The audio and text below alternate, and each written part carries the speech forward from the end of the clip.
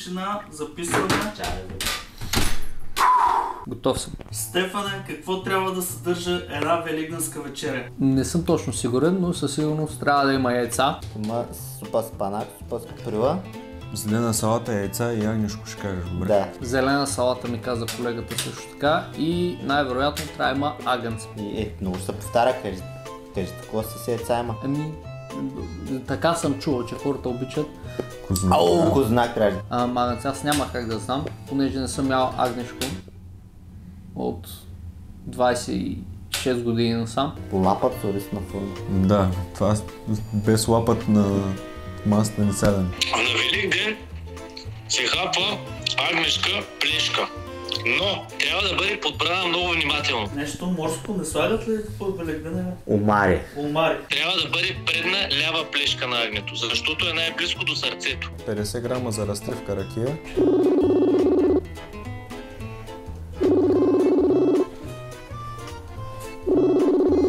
Слагне омари. По принцип, Защото не, по-лесно се намира. пълним агнето с омари.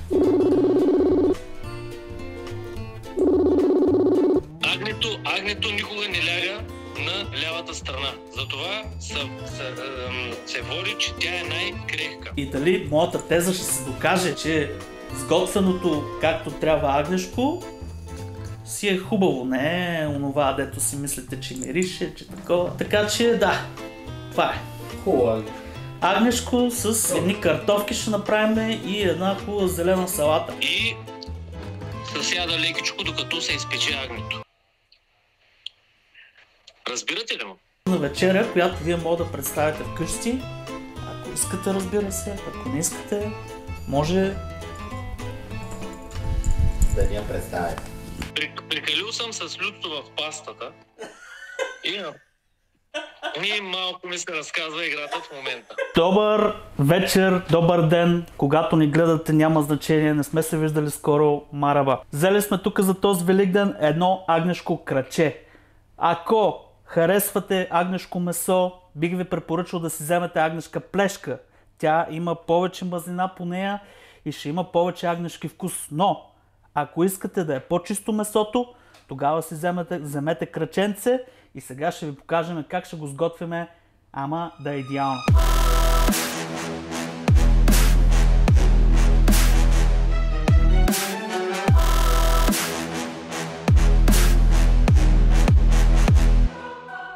За съжаление, за тази рецепта ще ви трябва термометър. Аз обиколих над 5-6 магазина. До последния момент търсих термометър, не намерих, така че сега ще видим дали ще го сготвиме както трябва. Дайте тук да се почерпим да видим това венци. Да, една чашка. Аз за Великден.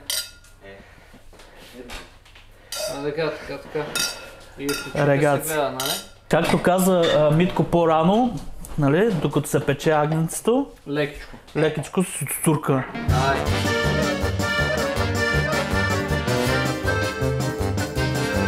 Пускаме фурната на 240 градуса. Отдолу на тавата ще нарежеме лук, ще нарежеме чесън и ще нарежеме и прас. Така, сложили сме вече агнешкото краченце. Слагаме му стабилно количество олио. Сега ще го посолим. Искам да сложите стабилно количество сол, черен пипер и розмаринче след това. Едно масажче, масажираме.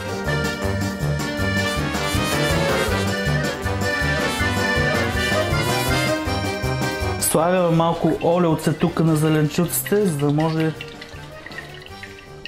и те да се запържат лекичко. И сега преминаваме слагането на плешката. Пак плешка.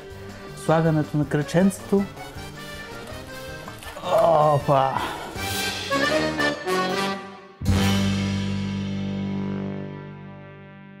За това хубаво краче едно на здравето да удариме, да стане хубаво, да стане нежничко, да стане крехичко, да го ядеме 3 дена, 4 бурета с вино да изпиеме с него. Свет.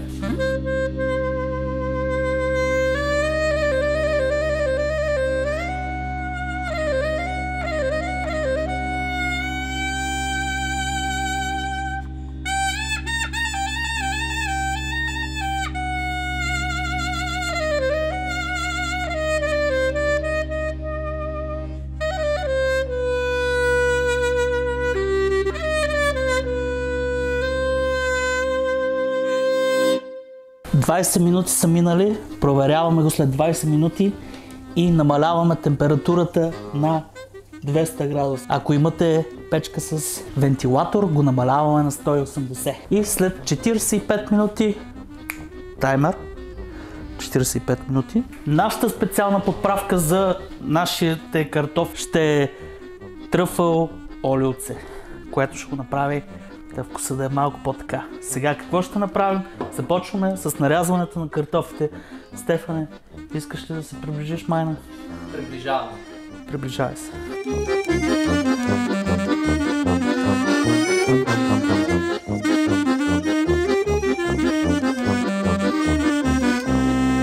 Сега започваме, след като вече имаме стабилно количество картофи. Както виждате, горе-долу искаме така да са такава да дебелината.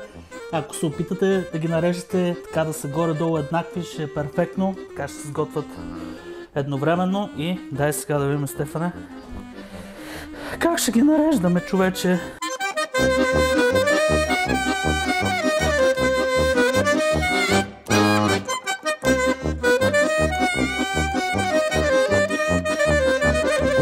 Слагаме солчица, пак стабилно количество, черно виперче, тръфъл ойл,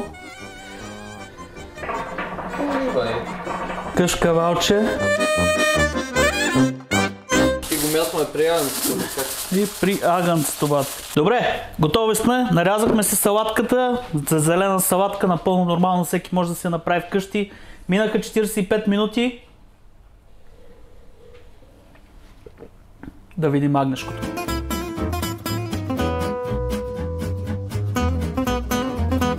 Когато нямате термометър, по-добре е да е малко по-сурово, така може да го жигнете после малко на ганчето. Оставяме го за 20 минути настрани. Ето е така отгоре, да почива. Картофките ще им трябват още около 20-30 минути. След 20-30 минути.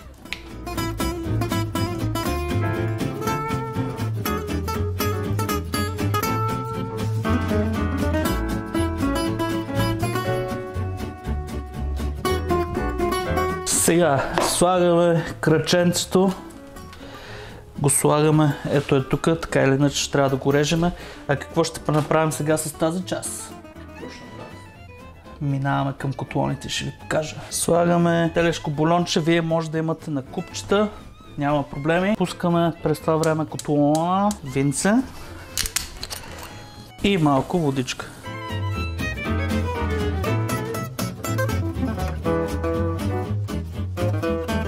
И ще стане едно много хубаво грейви. Ще го натиснем с пасатора помежду другото, да изкараме максималния, даже може и сега да го направим. Ето е така, особено чесънчето, да излезе всичкото чесънче. Аз имам една идея. Каква идея имаш? Дали да не го прецедим, да си го сложим в соус пан, за да се случат нещата какво. Това ми изглежда малко варварско, че. На краченцето самия вкус целия е в тази тава.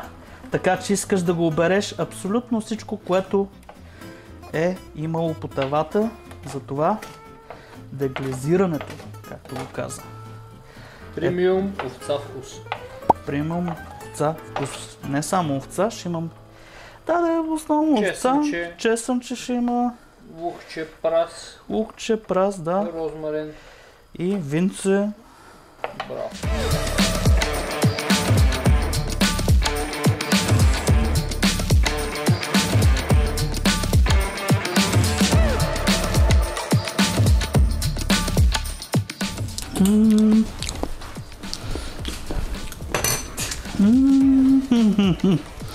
Добре ли? Цялата идея с зеленчуците отдолу е след това да ги сложите ето в това сосче и вкуса да е... И ето, че и картофките са ни готови. Перфектно. Сега идва момента на истината, в който ще разрежем това краченце. Да видим дали сме го сготвили както трябва.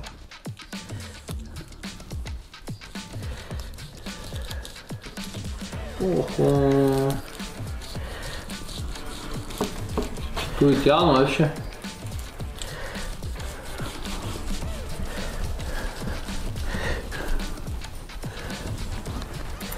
О, пинкито се подава отдолу. Честно казвам, не знам откъде трябваше да го разрежа, бате.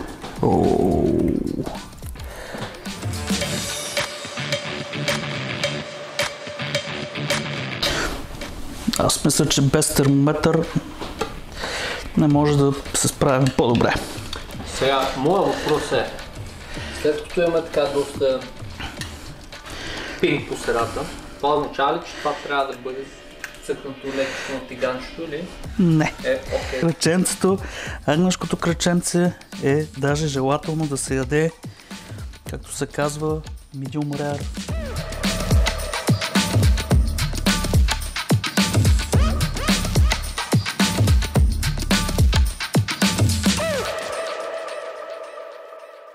Това е краят на нашето приключение за този епизод.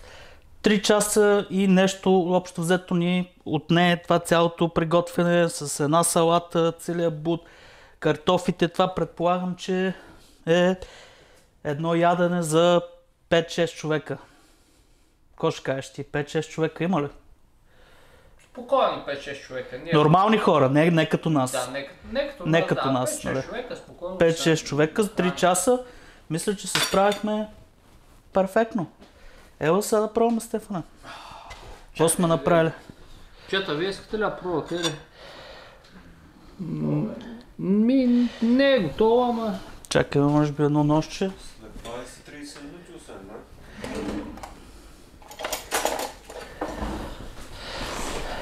не? Това часа само. Ще на 20. Ох, пътьо! Не по навлишка пък. Да го нарежем тук на малки парчета. Ох, пътьо! Картофите са станали много. Да, с гревито идеално. Запаленето Ей, какво правиш, бе? Пълнят гащите, спасявам ти. Дашка, тук ема там, ти може да... Оха!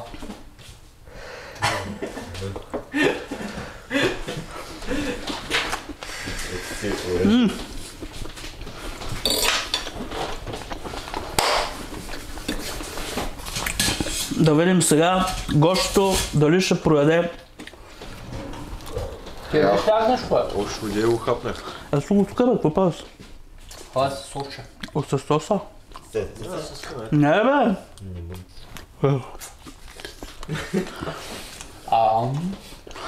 Соса е важен, Делко. Колко да е важен. Как да? Ето виж тук нарязано. Ти е културно. С картофчето е супер. С соса е коренно различно. Няма се едно не ядеш агнешко, браво. Добре. На телешко има вкус. Да, на телешко има вкус. Може пък да са ме излагали в магазина и да са ми дали телешко. Телешко краче да са ми дама. Да си мисля, че ще ти дали телешко краче. Как мога сме сигурни, че не е телешко краче? Не, има да не. Има, Ама бе. не чак толкова брутално. Часовчето. Опа! Няма да това. Пилокна. Браво, чета. Сипвайте вино. Ще да се черпим. Ще кажете ли нещо на драгите зрители? При драгите си. Ама ние снимаме. Няма как. Естествено. Ами, хубаво е. Да си го сготвят ли хората нам? Силно препоръчваме. Само после с време да се почне. Колко е часа, Гоше? Няма. Кажи на драгите зрители колко е часа. 11 без 10. 11. бе, Той е друго време. той работи. Ние работим, да Той е в нагошово време. Ние работим. Сверение, бе, брат. Аз 12 без 10. Извиняваме се, 12 без 10. 12 без 10, значи. Ами, сабскрайбвайте се, драги зрители, и ще се видиме, когато се видиме. Айде!